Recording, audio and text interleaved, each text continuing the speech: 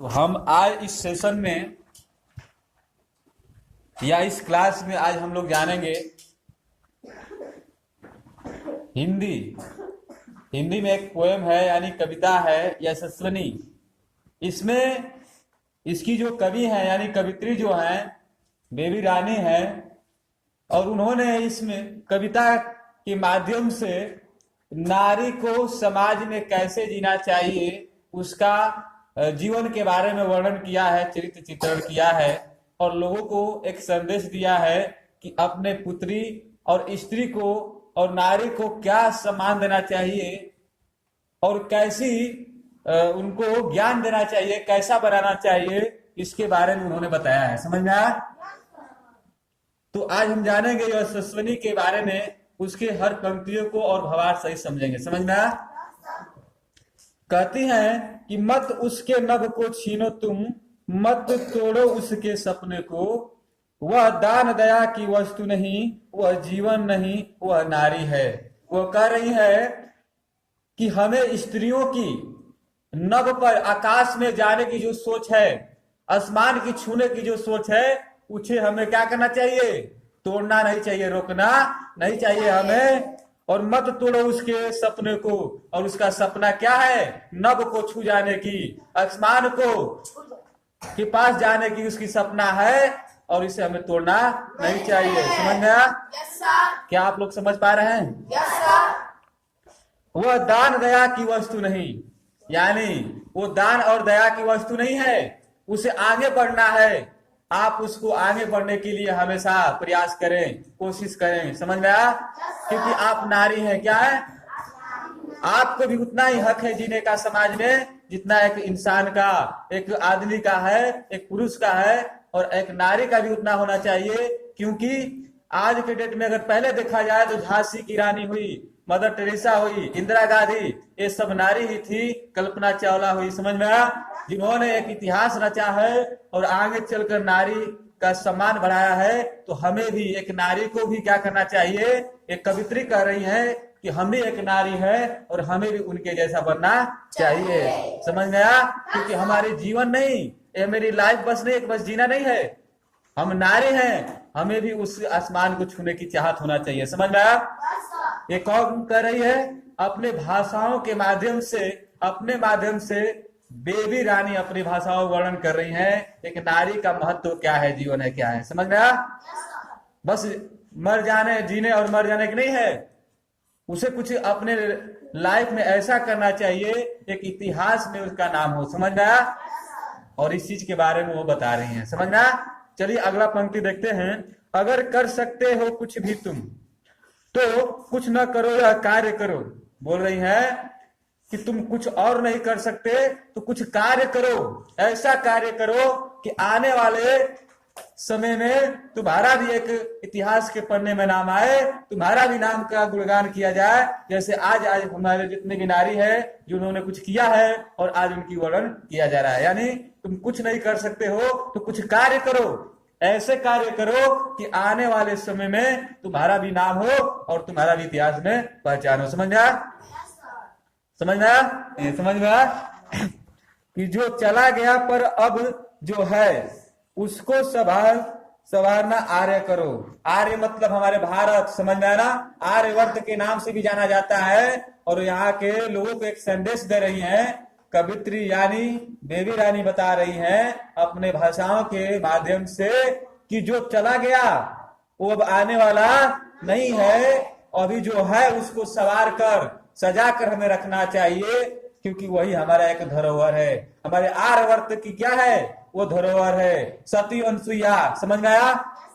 क्योंकि वो क्या थी? पतिव्रता, एक स्त्री थी, उसका इतिहास है। माँ सीता, ये बहुत सारी ऐसी नारियां आई हमारी भारत में, आर्यवर्त में जन्म ली और एक इतिहास बनाकर चली गई। उसी तरह हम भी एक नारी है और हमें भी क्या करना चाहिए? एक पहचान बनाना चाहिए। समझ में आया? समझ में आया? उसके बाद अगला पंक्ति में लिख रही हैं कि क्या दादी नानी चाची माँ बस यह बनकर है रहने को, निर्जीव नहीं वह नारी है, उसे टेरेसा बन जीने दो, उसे इंदिरा बन जीने दो। बोल रही है कि हमारे जो नारियों की सोच होती है वो बस माँ और चाची और नानी बनने की नहीं है। बस क्या यही बनकर जीना है, मर जाना है? नहीं, बता रहे हैं कि हमें यही बनकर जीना नहीं है। हमें कैसा बनना है? हमें निर्जीव वस्तु भी नहीं बनना है। हम क्या है? एक जीव है। एक हम 84,000 योनि में हमारा क्या हुआ है? एक स्त्री का, एक मानव का जन्म हुआ है और हमारे अंदर विवेक और गुण है। हमें क्या बनना, हमारे पास वो सोचे है। समझ में आया? तो हमें बस चाची, नानी और दादी बनकर रहना नहीं है। हमें क्या बनकर रहना है? इंदिरा गांधी बनना है, मदर टेरेसा बन के हमको जीना है। समझ में आया? चलिए अगला पंक्ति को देखते हैं। हाथ तोड़ो उस बेड़ी को जरा। बोल रहे हैं कि जो समाज की बेड़ी है, जो लोगों ने तुम्हारी सोच को बांध कर रख दिया है कि बाबू तुम्हें आगे नहीं जाना है, तुम कुछ नहीं कर पाओगे, उस बेड़ी को हमें तोड़ के आगे चलना है, जिसमें नफरत की कड़ियां है। यानी कि इसमें नफरत लाओ कि मुझे इस कड़ी से दूर जाना है, इस बेड़ी को तोड़ के आगे जाना है। मुझे हमें क्या करना है? इतिहास में नाम लिखना है। क्या करना है? इतिहास में नाम लिखना है। अपना पहचान बनाना है। उस बेड़ियों को तोड़ो, उस नफरत को हटाकर फेंक दो। हमें बस इतना सोचना है कि मुझे आसमान को, नभ को छू जाना है, हमें कुछ करना है। समझ में आया? Yes sir. करेंगे ना? Yes sir. फिर पंखों को खुल जाने दो। और यहाँ पर कवित्री बहुत सुंदर एक पंक्ति लिखी है। बता रहे हैं कि जिस तरह बिना पंख के पक्षी नहीं उड़ सकता, उसी तरह हमारे भी पंख को क्या करने दो? खोल दो। जो बंधा हुआ है पंख, जो बेड़ियों से बना हुआ है, उसको खोल कर उड़ना है। हमें वहां जाना है जहां पर एक जाने के बाद हमारा एक इतिहास बना हो और पहचान बन जाए। समझ में आया? Yes sir. उसे कल्पना बन जीने दो, उसे लता बन जीने दो। हमारी कल्पना चावला जो हमने बताया था ना, एक महान स्त्री है जिनका, वो भी एक नारी थी, लेकिन उसने ऐसा कर्म किया कि आज उसके इतिहास में नाम है। उसी तरह लता मंगेशकर हमारी भारत की कोकिला बोली जाती है। समझ में आया? उनका एक कोकिला में नाम आता है। कोकिला का मतलब क्या? सुरीली आवाज। हमारी लता मंगेशकर की बहुत सारे इतिहास में गाना है। समझ में आया? सॉन्ग गाई है और आज उनकी आवाज इतनी मधुर है, उनको हमारे भारत के पुरस्कार से भी क्या किया गया है? सम्मानित किया गया है। और उनका एक नाम दिया गया है, कोकिला नाम। यानी वो भी तो एक नारी थी। यानी यहाँ पर कवित्री एक चीज दिखाना चाहती है कि वो भी एक नारी थी, कल्पना चावला भी एक नारी थी, लेकिन आज ऐसा उन्होंने कर्म किया कि आज उनका इतिहास में नाम है और हम सब लोग उनके नाम को लेते हैं। तो हम भी एक नारी हैं, हमें भी उतना ही हक है जीने का, उतना ही मुझे करने का।